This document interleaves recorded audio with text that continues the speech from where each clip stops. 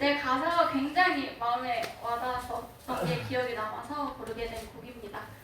마지막 찬양 모든 능력과 모든 권세 시작하겠습니다.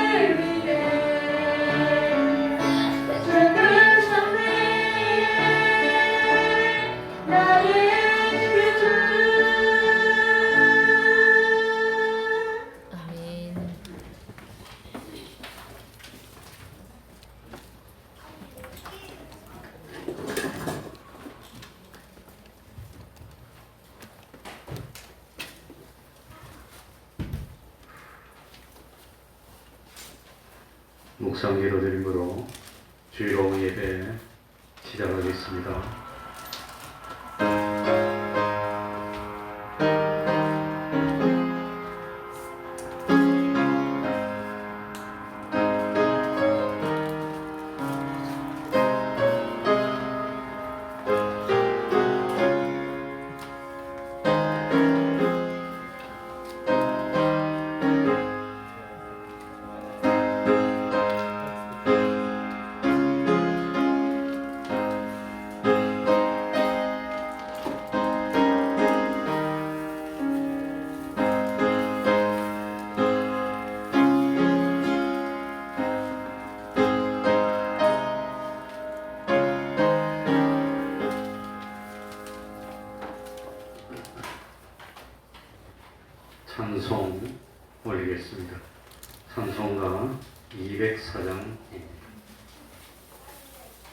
찬송가 204장입니다.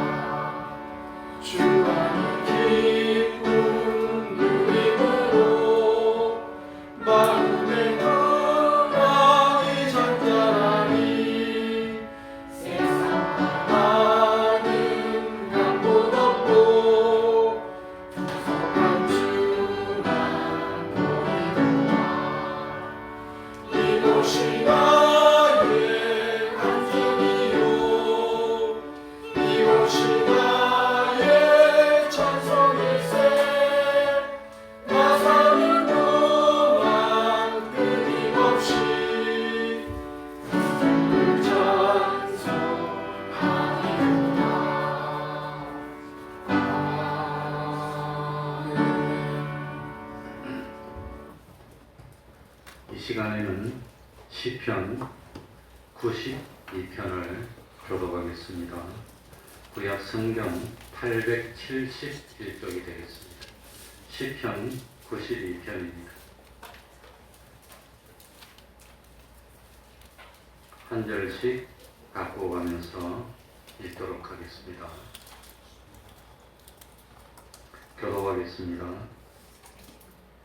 지존자여 시편근과 비파와 수금의 정숙한 소리로 여호와께 감사하며 주의 이름을 찬양하며 아침에 주의 인자심을 나타내며 밤마다 주의 성실하심을 베풀미 좋으니이다.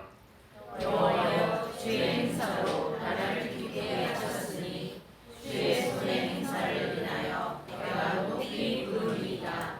여호와여 주의 행사가 어찌 그리 크신지요 주의 생각이 심히 깊으시니이다. 무지한 자는 알지 못하며 무지한 자도 이를 깨닫지 못하나이다. 악인은 풀같이 생장하고 죄악을 행하는 자는 다 흥황할지라도 영원히 멸망하리이다. 여호와여 주는 영원토록 주정하시니이다. 여호와여 주의 원수 곧 주의 원수가 패망하리니 죄악을 행하는 자는 다 흩어지리이다. 그러나 주께서 내 뿔을 들소의 뿔같이 높이셨으며 내게 신선한 기름으로 부으셨나이다. 내 원수의 보응받는 것을 내 눈으로 보며 일어나 나를 치는 행악자에게 보응하심을 내 귀로 들었도다. 그이는 종려나무같이 번성하며 레바논의 백향목같이 발육하리로다.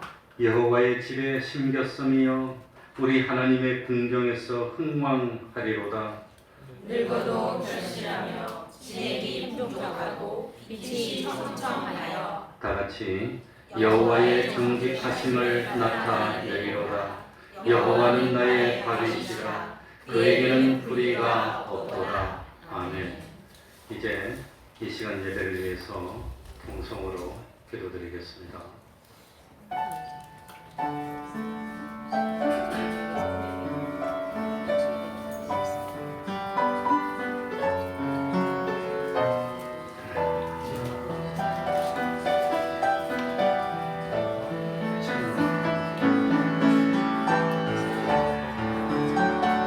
주님이시여,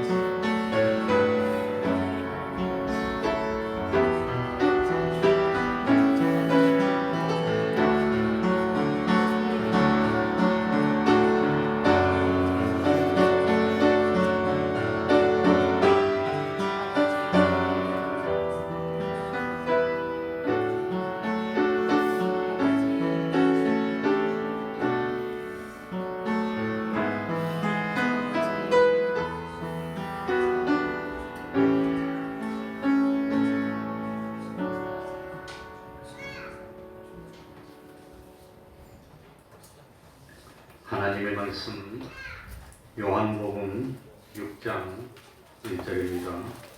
요한복음 6장 1절입니다.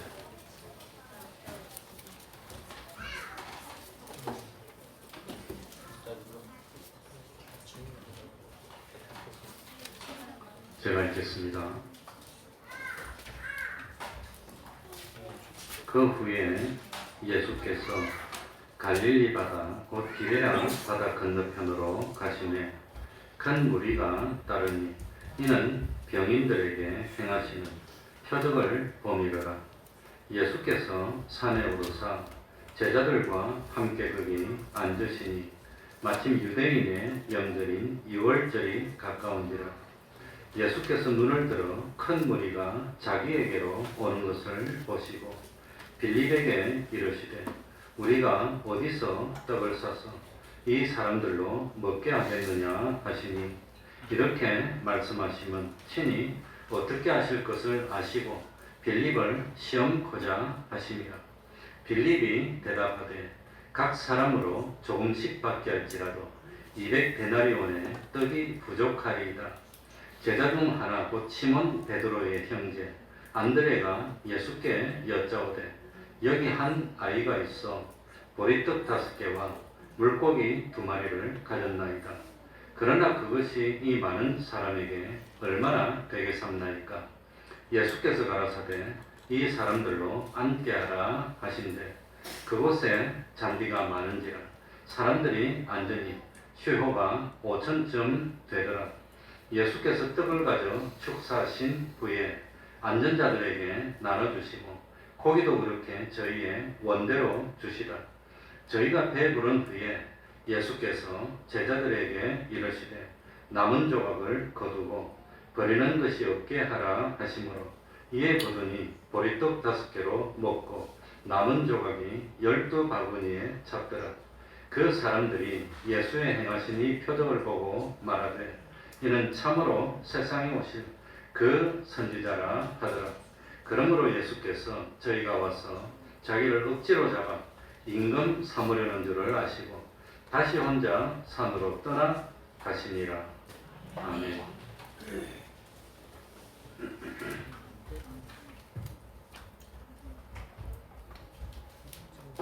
요한복음에 기록된 예수님의 첫 번째 표적은 뭐지요? 가나라고 그러네. 가나에서 물로 포도주로 만든 것입니다. 요한복음에 기록된 두 번째 표적은 예수님께서 왕의 신하의 아들을 고쳐주신 것입니다. 그리고 세 번째 표적은 베데스다 연못가의 병자를 고쳐주신 것입니다. 이 세 가지 표적은 오로지 요한복음에만 기록되어 있는 것입니다. 그런데 오늘 읽은 네 번째 표적은 이 오병이의 표적은 마태, 마가, 누가, 요한복음 네 복음서에 다 기록되어 있습니다. 오로지 이 사실 이 기적만 이 네 복음서에 다 기록이 똑같이 되어 있습니다. 그리고 이 네 번째 표적, 오병이의 표적은 주님이 참 역사하신 중에 최고로 많은 사람들을 한꺼번에 모아서 이적을 베풀었던 일이었습니다. 뿐만 아니라 예수님의 신성을 아주 잘 나타내는 표적입니다. 이스라엘 백성들이 광야에 있을 때 농사지지 않았고 길쌈하지 않았고 목축할 수 없는 땅이었지만 하늘에서 만나와 메추라기를 내려서 먹여주셨던 하나님을 생각나게 하는 그런 표적이었습니다. 왜냐하면 광야에서 5,000명이 넘는, 아마도 제 생각에는 한 2만 명이 넘는 사람을 먹였던 기적이었기 때문입니다. 그러니까 남자 어른만 5,000명이니까 여자 어른까지 하면 10,000명, 온 가족이 갈 때니까 참 한 집에 아이가 둘씩 있으면 그것만 해도 10,000명이면 2만 명이 넘지 않을까 그런 생각이 듭니다. 1절부터 4절에는 그 오병이의 기적을 베풀었던 배경이 나오고 있습니다. 우리 1절부터 4절까지 다 같이 한번 읽겠습니다. 그 후에 예수께서 같이 읽습니다. 시작. 그 후에 예수께서 갈릴리 바다 곧 디베랴 바다 건너편으로 가시니 큰 무리가 따르니 이는 병인들에게 행하시는 표적을 봅니다. 예수께서 산에 오르사 제자들과 함께 거기 앉으시니 마침 유대인의 명절인 유월절이 가까운지라.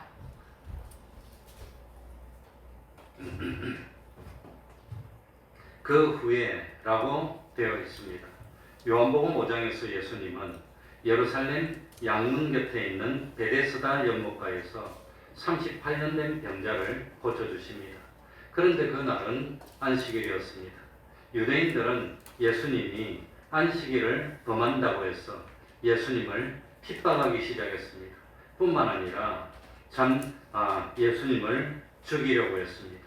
그래서 예수님은 예루살렘을 떠나서 저 북쪽인 갈릴리로 오셨습니다. 그리고 이 갈릴리로 오셔서 베푼 표적이 바로 오늘 오병이어의 표적이라고 하는 겁니다.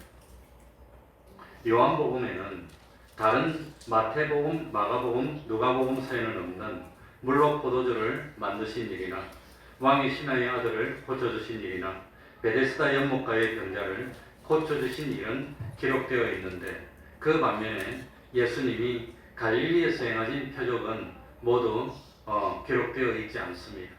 그러나 우리는 다른 세 복음서를 통해서 예수님이 갈릴리로 오셔가지고 행했던 표적들이 많았다는 것을 알 수 있습니다. 예수님은 갈릴리로 오셔서 백부장의 종을 고쳐줍니다. 나인성 과부의 죽은 아들을 살립니다. 회당장 야이로의 딸도 죽은 것을 살렸습니다. 두 소경의 눈도 뜨게 합니다. 12회를 혈류증으로 앓던 여자를 고쳐줍니다. 이 모든 표적들이 요한복음에는 기록되어 있지 않지만 예수님이 갈릴리에서 행하신 표적들입니다. 또한 요한복음에는 나와 있지 않지만 다른 복음서에는 나와 있는 예수님이 5,000명을 먹이신 표적을 행하기 직전에 있던 중요한 사실들을 기록하고 있습니다. 그 내용이 마가복음 6장 29절부터 32절 사이에 나옵니다. 5,000명을 먹이시기 전에 예수님은 제자들을 보내면서 복음을 전하게 합니다. 예수님의 명에 따라서 제자들은 열심히 복음을 전했습니다. 그리고 돌아왔습니다. 많은 일을 해서 지치고 힘들어하고 있었습니다. 그래서 예수님은 지치고 힘들어하는 제자들에게 휴식을 주려고 했습니다. 더군다나 세례 요한의 죽음이 바로 이 오병이의 기적을 행할 때 이때 죽습니다. 그래서 참 세례 요한의 제자였던 그 그런 제자였으면서 예수님의 제자가 된 사람들이 있기 때문에 얼마나 마음이 아팠겠습니까? 그렇기 때문에 참 조용히 쉬고 또 참 생각할 수 있는 시간을 주려고 했습니다. 이와 같은 상황 속에서 예수님은 잠시 동안 한적한 곳으로 가기를 원했습니다. 그래서 택하신 곳이 어디냐? 제자들과 함께 배를 타고 갈릴리 바다를 건너서 건너편으로 갔다고 하는 겁니다. 여기까지가 마가복음 6장 29절 이하에 나오는 내용입니다. 그리고 우리 참고로 갈릴리 바다는 다른 여러 가지 이름으로 불리고 있습니다. 민수기 33장 34장 11절은 긴네레스라고 했습니다. 누가복음 5장 6절에는 게네사렛이라고 되어 있고 오늘 요복음 6장에는 디베라로 되어 있고 일반적으로는 갈릴리로 되어 있습니다. 그런데 주후 20년경에 갈릴리의 분봉왕으로 있던 헤롯이 갈릴리 바다 서편에 도시 하나를 만듭니다. 그 도시의 이름은 당시 황제 디베로의 이름을 따서 디베랴라고 불렀습니다. 이 도시가 세워진 이후로는 아마 디베랴라는 그 지명 앞쪽에 쭉 있는 갈릴리 바다는 디베랴 바다라고 부르는 것이 아닌가 생각이 됩니다. 아무튼 예수님은 조용한 시간을 갖기 위해서 배를 타고 갈릴리 바다 건너편으로 옵니다. 지금도 마찬가지입니다. 이 이스라엘은 요단강 서편입니다. 요단강 동편은 뭡니까? 요르단입니다. 그러니까 참 배를 타고 건너편으로 왔던 것은 요단강 서편으로 왔습니다. 요단강 동편으로 옵니다. 동편 쪽으로는 이스라엘 백성들이 많이 안 살고 있으니까 그쪽에 오면은 좀 조용하고 쉴 수 있을 것이라고 생각돼서 그쪽으로 오신 것이라고 생각이 됩니다. 이 장면을 누가복음 9장 10절에는 이렇게 기록하고 있습니다. 사도들이 돌아와 자기들의 모든 행한 것을 예수께 고한데, 그러니까 예수님이 보내가지고 복음을 전하라고 하니까 복음을 전하고, 그리고 이제 돌아와서 예수님께 고한데 데리고 따로 베세다라는 곳으로 떠나가셨으나, 베세다, 예수님이 갈릴리 바다 건너편으로 온 지명이 어디라고 그랬지요? 베세다. 어디지요? 지금 집중이 잘 안 되고 있어. 베세다입니다. 베세다. 조금 이따 물어볼 거야, 내가 관원이한테. 그러니까 오병이어의 기적을 행하신 곳은 갈릴리 바다 북쪽이고 요단강의 동편인 어디였단 말이지요? 베세다입니다. 그러니까 참 이 베세다는 오늘날 요르단 땅입니다. 오늘 본문 2절에는 큰 무리가 예수님을 따랐다고 기록하고 있습니다. 이미 예수님은 많은 사람들에게 알려졌습니다. 사람들은 예수님과 제자들이 탄 배가 어디로 가는지 눈여겨봤습니다. 예수님의 본 동네 가버나움에서 베세다까지는 한 6.4km입니다. 그러니까 걸어가더라도 6km, 6.4km면 얼마면 걸을까요? 2시간이면, 3시간이면 충분히 가는 거리입니다. 사람들은 부지런히 걸어서 베세다로 갔을 겁니다.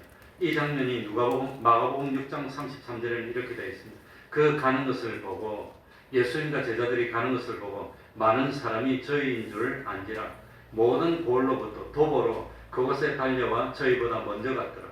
그러니까 예수님이 저쪽으로 가네, 베세다로 가네, 많은 사람들이 예수님보다 먼저 달려와서 딱 기다리고 있는 거예요. 예수님은 일하려고 가는 겁니까? 쉬려고 가는 겁니까? 쉬려고. 그러니까 쉬고 좀 조용하게 하려고 했는데 사람들이 먼저 와서 웅성웅성 기다리고 있는 거예요. 기가 막힙니다. 기가 막힙니다.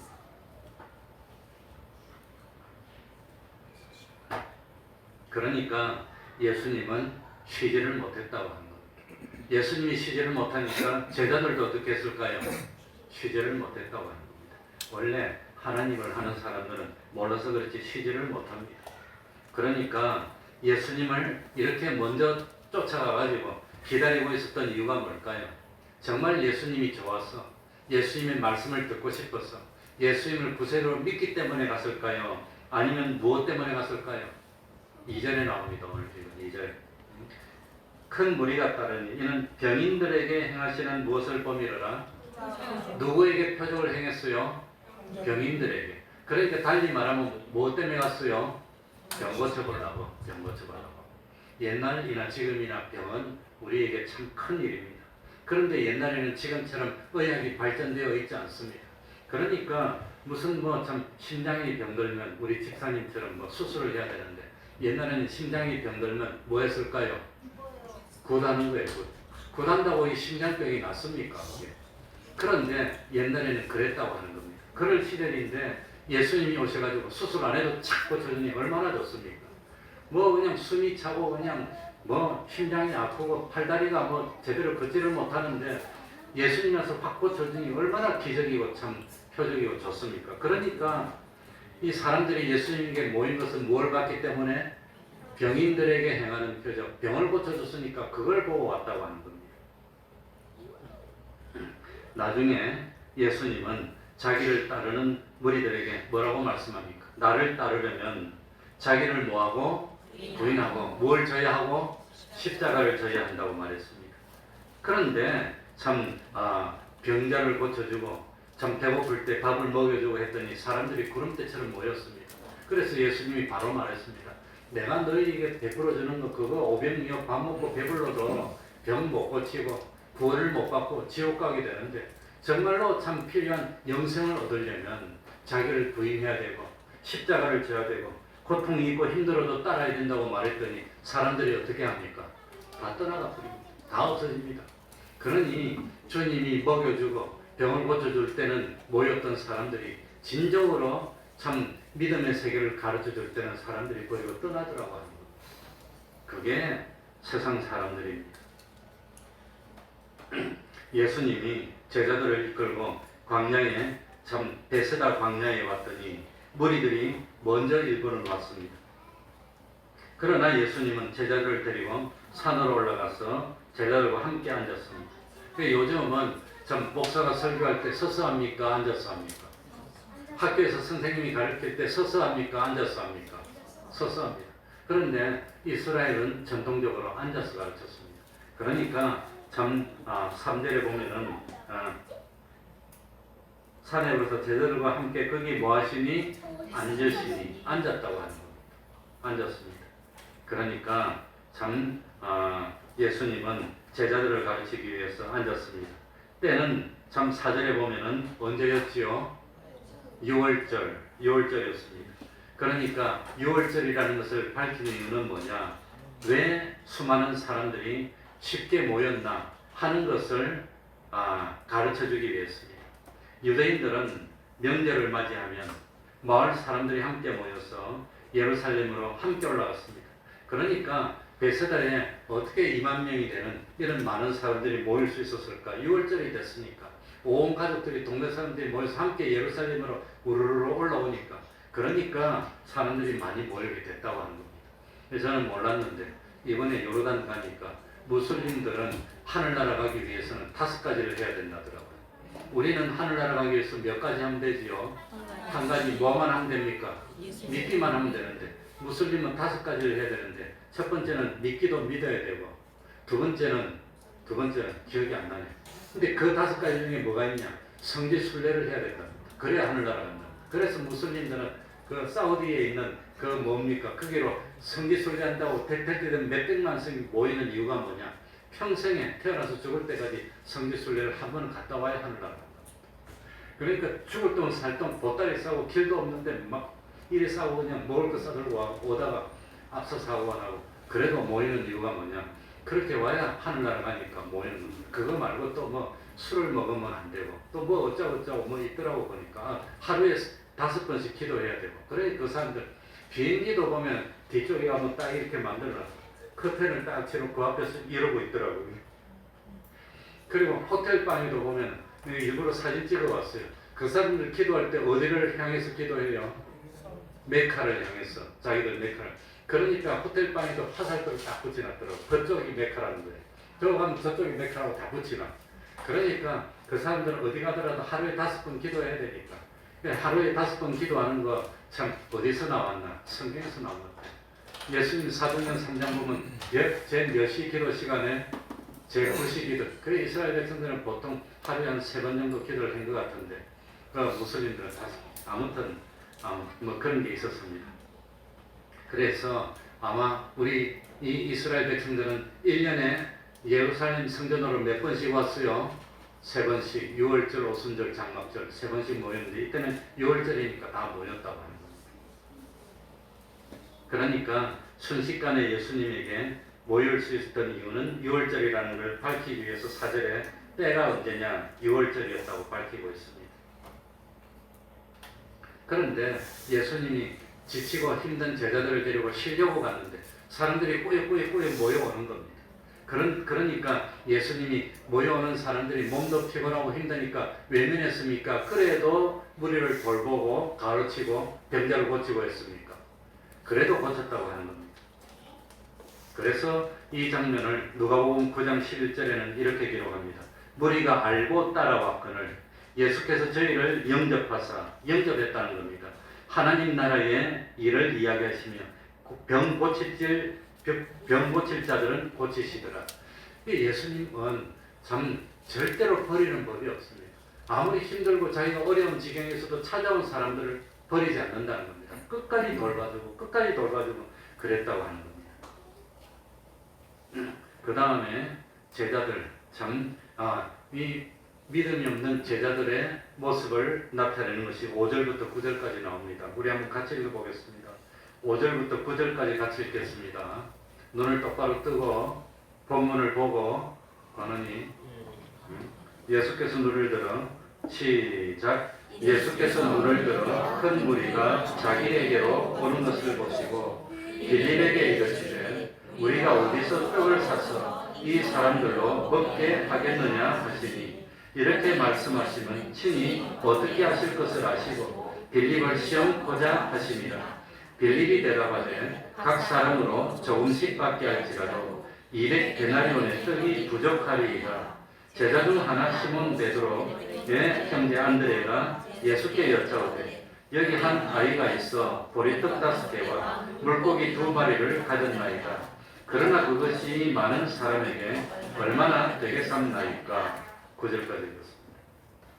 자, 예수님이 5절에 보면 눈을 들어서 큰 무리가 뭐 하는 걸 봤지요? 큰 무리가 뭐 하는 걸? 오는 것을. 그러니까 무리가 오는 것을 봤으니까 무리가 올 때부터 처음부터 빌립을 불렀다는 겁니다. 저녁이 다 돼서 불렀습니까? 무리가 모일 때 불렀습니까? 모일 때 불른 겁니다. 아마도 무리가 모인 것은 점심 전이 아닐까 그리 생각이 됩니다. 그러니까 그때 무리가 모였다고 하는 겁니다. 그때 무리가 모일 때 예수님은 앞으로 일어날 일들을 다 알고 계셨습니다. 그래가지고 빌립을 불러가지고 물어봤습니다. 그러니까 빌립에게 우리가 어디서 떡을 사서 이 사람들로 먹게 하겠느냐 물어봤습니다. 왜 빌립에게 물어봤을까요? 왜 그랬을까요? 예?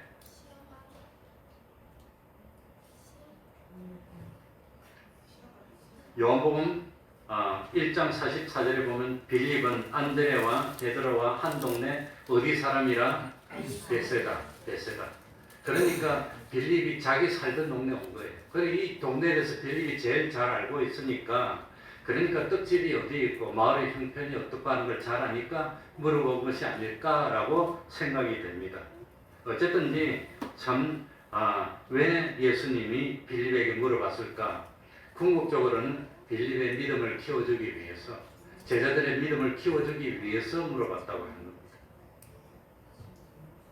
겁니다. 이 예수님의 질문에 빌립은 예수님이 원하는 대답을 하지 못합니다.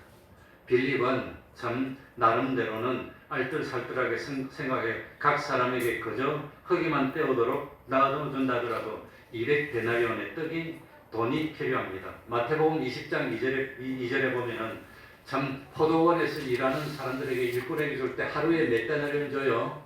하루에 한 데나리온. 그러니까 1데나리온은 하루 품삯입니다. 당시.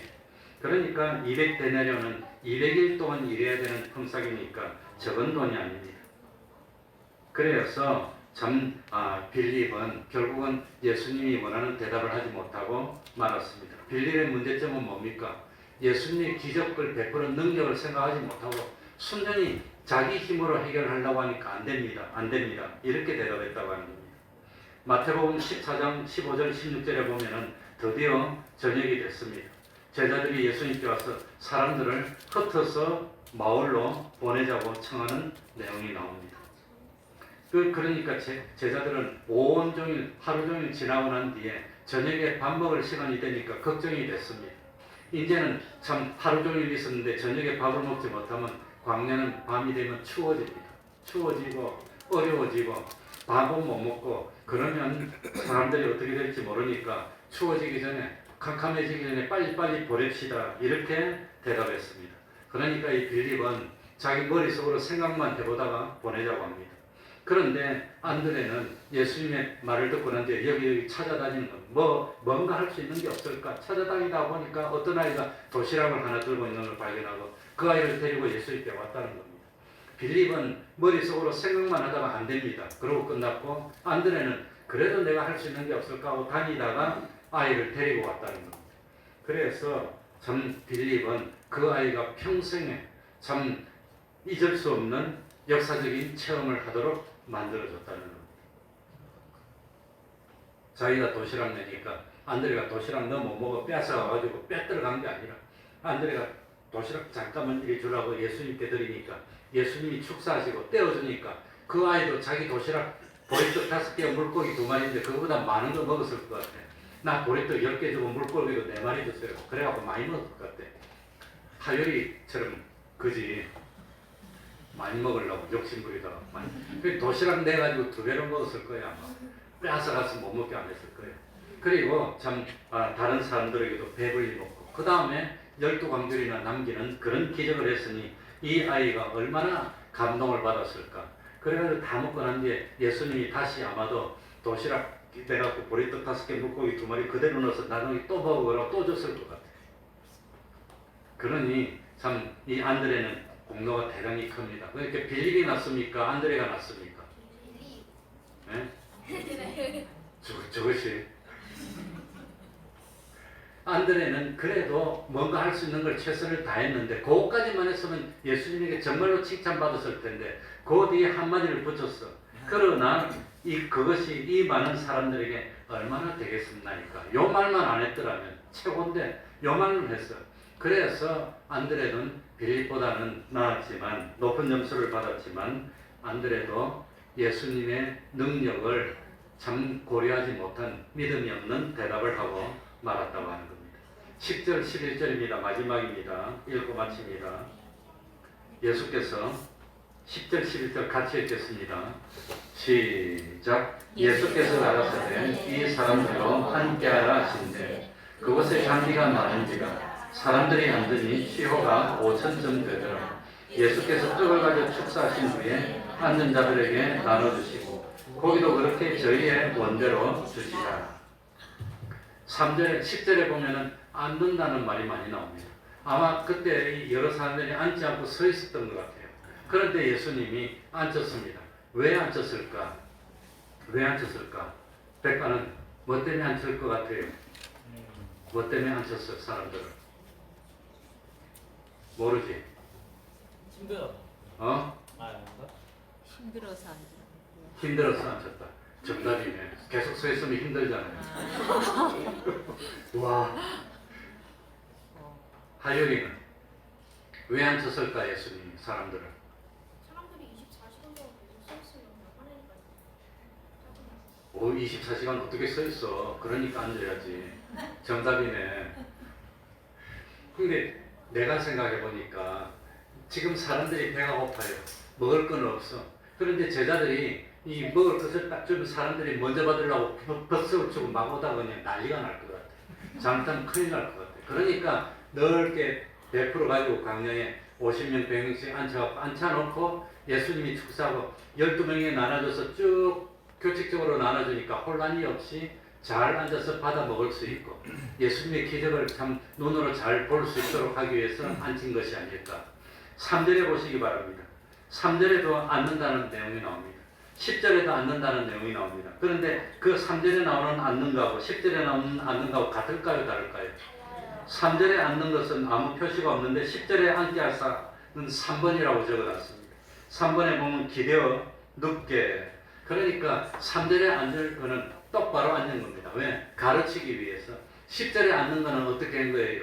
길에 어렵게. 그러니까 그전에는 서는 사람은 서고 앉는 앞에 있는 사람 앉고 이렇게 있었다가 나중에 떡을 떼어 먹을 때 혼란이 없도록 하기 위해서 또 하나님이 베푸는 기적 주는데 안 줄어들어.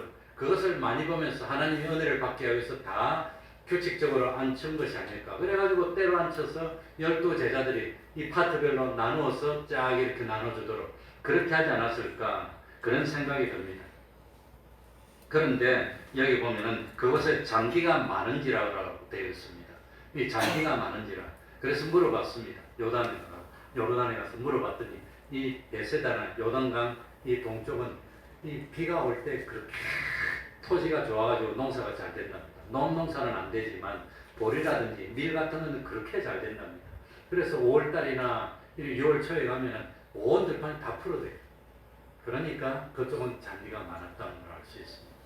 그러니까 이 야곱의 12아들 중에서 루벤 지파하고 갓 지파, 므낫세 반 지파가 요단 동쪽을 보니까 너무너무 좋아. 주저앉아서 우리가 여기 살겠다고 막 그랬던 것 같아요. 왜 그랬나? 너무 땅이 좋으니까. 이 요단 서편 이스라엘 땅은 황무지인데 거기보다 이쪽은 너무 좋으니까 그러지 않았을까? 그런데 그 두 지파하고 므낫세 지파 2분의 1은 사라져 버립니다. 나중에 성경 읽어보면 요단 동쪽은 뭐 없어질 때입니다. 그러니까 거기 살면서 다른 참 10지파 반보다도 먼저 동화되고 없어진 것이 아닐까. 넉넉한데 물질로 넉넉하고 농사 짓기 좋은 데 살다가 동화되어서 하나님을 잊어버리고 그런 걸 상징적으로 나타내기 위해서 두 지파 반이 요단강에 뭘 세웁니까? 탑을 세웠다가 제단을 쌓았다가 나중에 전쟁하려다가 그만둡니다. 왜 그러냐? 우리도 하나님을 섬긴다는 것을 잊지 않기 위해서 같은 민족이라는 잊지 않기 위해서. 그런데 요단강을 중심으로 해서 이스라엘하고 이방나라하고 딱 갈라져 버립니다. 나중에. 지금도 갈라졌습니다. 그러니까 아마 하나님이 그런 걸 내다보신 것이 아닌가. 아무튼 그쪽에는 잔디가 많으니까 앉기도 좋고 들어눕기도 좋고 앉아서 밥을 먹기도 좋고 그래서 앉혀서 참 예수님이 제자들에게 나눠주고 제자들은 사람들한테 나눠주는데 다함이 없는 겁니다. 줘도 끝이 없어. 그러니 얼마나 놀라운 축복입니까? 그러니 참 사실은 예수님이 이 무리들을 먹일 때 제자들 필요 없어요. 어린아이 도시락 없다고 예수님이 못 먹습니까? 예수님이 하나님이시고 창조의 기적을 일으키는데 그러니까 이거 뭐 그냥도 할 수 있지만 제자들의 손을 통해서 여러 사람들에게 먹인 것은 제자들의 무엇을 위해서? 믿음을 위해서 그렇게 하십니다. 예수님이 병 고치는 것도 마찬가지입니다. 뭐 예수님이 병 고쳐주시면 뭐 우리 믿는 사람 병원 갈 필요가 뭐가 있고 수술할 필요가 뭐가 있나고 생각되지만 예수님이 병을 고쳐주실 때는 좋은 의사를 만나게 하고 좋은 약을 쓰게 하고 수술하면서 실수를 하지 않도록 하고 통해서 고쳐주시지. 그게 자연 법칙입니다. 그런 자연 법칙이 안 될 때 초자연으로 가는 것이지. 그 초자연이라는 것은 창조 질서를 무너뜨리는 겁니다. 그러니까 특별한 경우에 어쩔 수 없을 때 그런 방법을 쓰기도 하지만 야고보서에 보면은 상처에 뭘 바릅니까? 기름을 바르는 게 약을 바르는 겁니다. 그게. 그러니 나는 그렇게 기도합니다. 좋은 의사 만나게 하시고 의사가 실수도 안 하게 하시고 또 좋은 약을 써서 참 오진하지 않고 그 약의 효과를 바로 발휘해서 그러니 저도 이 신체가 예민해가지고 약 먹으면 바로 약의 효과가 나타나는데 이번에도 안 좋아서 약을 먹었더니 이런데 두드러기가 확 나타나 버리더라고요. 그거 없애는데 해먹었어요. 간지럽고 그냥 두드러기가 나타나는데 그러니 이 약이 부작용이 나타나면 쓰지도 못해요. 못 쓰는 약도 아닌데 그래가지고 이거 연고 발라가지고 한 달 발라서 지금은 이렇게 그래서 우리 어떤 사모님은 약을 발랐더니 약을 먹었더니 허리에 물집이 확 생기더랍니다. 이렇게. 그러니까 그것도 기도해야 됩니다. 약의 부작용이 무섭습니다. 하나님 부작용도 일어나지 않게 해주시고 잘 듣게 해주세요. 그래가지고 고쳐주시는 게 그게 하나님의 은혜입니다. 예수님이 무리를 먹일 때 제자들 없으면 어때? 다 돌멩이 하나씩 들으라 그러고 기도했더니 돌멩이가 눈 떠보니까 떡으로 확 변해 있어. 그건 못하겠어요 예수님이. 그러나 어린아이 도시락을 가져와서 그 어린아이는 평생 잊지를 못할 겁니다. 다 나눠주고 어린아이 보고 도시락 다시 쳐서 여기 있으니까 가져가라 그랬을 것 같아요. 그랬으니 참 얼마나 어린아이도 그렇고 예수님의 제자들도 그렇고 먹었던 사람들도 잊지 못했을 것 같아요. 그런 기적을 통해서 구원의 은총을 주려고 했던 겁니다. 그리고 마지막입니다. 12절 13절 이번엔 진짜로 읽고 바로 마칩니다. 저희가 배부른 후에 12절 13절 읽으면서 왜 남은 것을 버리지 말라고 했을까? 그걸 한번 생각해 보시기 바랍니다. 저희가 배부른 후에 같이 읽습니다. 시작. 저희가 배부른 후에 예수께서 제자들에게 이르시되 남은 조각을 거두고 버리는 것이 없게 하라 하시므로 이에 거두니 보리떡 5개로 먹고 남은 조각이 12바구니에 찼더라. 왜 버리지 말라고 했을까요? 남은 것을. 왜 그랬을까요? 받은 바 은혜를 남용하지 말고 소중하게 여기라고 합니다. 예수님이 주면 되는데 뭐 이까지가 없으면 어때? 또 도시락 하나만 있으면 또 많이 먹으면 또 되지 마음대로 그렇게 하면 안 된다고. 하나님이 주신 것은 소중히 여겨야 되는 겁니다. 값없이 받은 것이라고 해서 함부로 해서는 안 되고 하나님이 주신 것이기 때문에 하나님이 주신 것은 귀중히 여기고 소중히 여길 줄 알아야 한다고 하는 겁니다. 그러니까 참 하나님의 은혜는 다음이 없고 줄어드는 법도 없고 도시락 하나였지만 아쉽게 준 게 아니라 원하는 대로 줬다고 나옵니다. 그래서 배부르게 충분히 먹고 그러고도 남았고 하나님께 감사를 올리는 이런 기적이 우리의 참에게 나타났으면 좋겠습니다. 이번 추석 연휴에도 오병이의 기적이 나타나기를 바라면서 하나님께 기도드리겠습니다. 하나님 아버지, 저희들이 연약하고 가진 것이 부족합니다. 그러나 참 우리 주님이 역사하시면 적은 티끌 같은 저희들이라도 온 세상을 감당하고 남음이 있게 될 줄 압니다.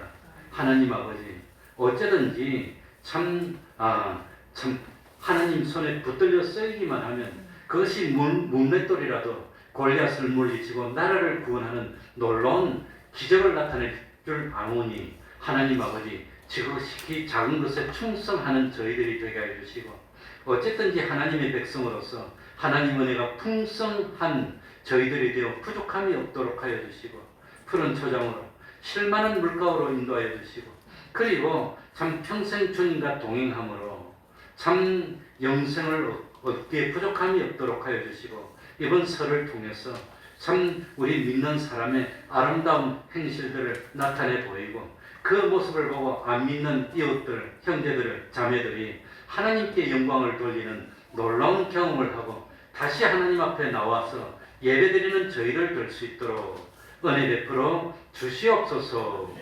예수님 이름으로 기도하옵나이다. 아멘. 찬송 올리겠습니다. 252장입니다.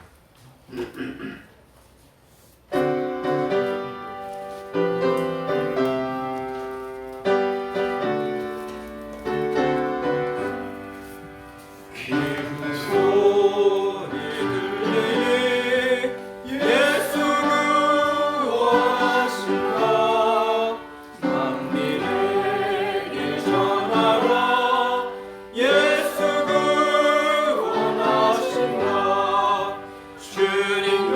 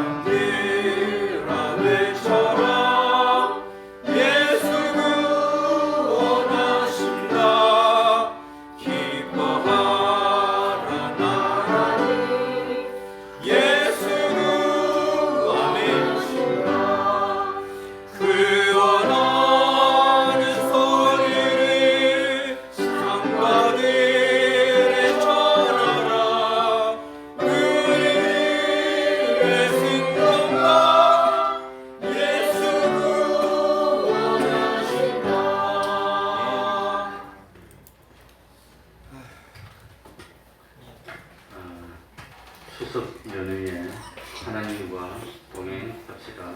추석 연휴도 똑같이 수요일 예배도 새벽 기도에도 계속 있습니다. 매일 30분이고 성경 읽기 전도하기 가정 예배를 생활합시다. 매주 금요일 밤 8시 기도해야 합니다. 토요일 오후 4시 찬양전도 하고 있습니다. 또 우리 구역장님들은 식구들 한 번씩 신방하고 건면해 주시기 바랍니다. 다 같이 일어나셔서 3장 찬송 부른 후에 주기도문으로 마치겠습니다.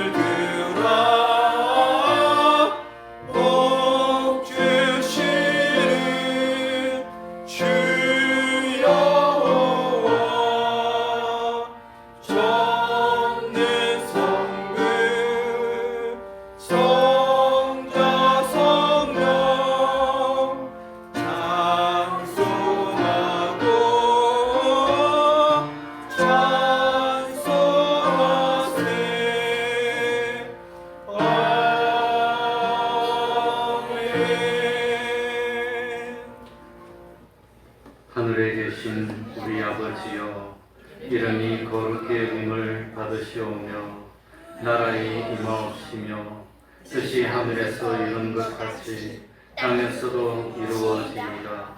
오늘날 우리에게 일용할 양식을 주옵시고 우리가 우리에게 죄 지은 자를 사하여 준 것 같이 우리 죄를 사하여 주옵시고 우리를 시험에 들게 하지 마옵시고 다만 악에서 구하옵소서. 대개의 나라와 권세와 영광이 아버지께 영원히 있사옵나이다. 아멘.